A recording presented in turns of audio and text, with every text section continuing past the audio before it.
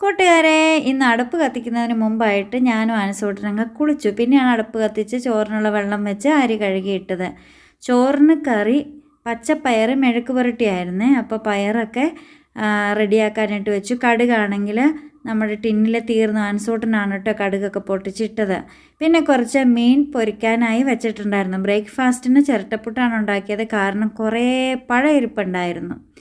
അന്നത്തേക്കും നമ്മുടെ മീൻ പൊരിച്ചതൊക്കെ റെഡിയായിട്ടോ. പുട്ടിനുള്ള തേങ്ങയൊക്കെ ചിരകി വന്നപ്പോഴത്തേക്കും പിന്നെ ചിരട്ടപ്പുട്ടും റെഡിയാക്കി, പയർ മെഴുക്ക് പുരട്ടിയും റെഡിയാക്കിയിട്ടുണ്ടായിരുന്നു. പിന്നെ നമ്മൾ കട്ടൻ കാപ്പിയാണ് കേട്ടോ ഇട്ടത്. പഞ്ചസാരയൊക്കെ ഇട്ട് കട്ടൻ കാപ്പിയെ അങ്ങനെ കുട്ടപ്പൻ കാപ്പിയാക്കി എടുത്തു. ബ്രേക്ക്ഫാസ്റ്റിന് വേണ്ടിയിട്ട് നമ്മൾ കപ്പിലേക്ക് കാപ്പി പകർന്നു. ചിരട്ടപ്പുട്ടും വെച്ച് കൊടുത്തു. 2 പഴവും വെച്ചു. ആൻസ് കൂട്ടനങ്ങ് കഴിക്കാനായിട്ടിരുന്നു. ടാറ്റാ.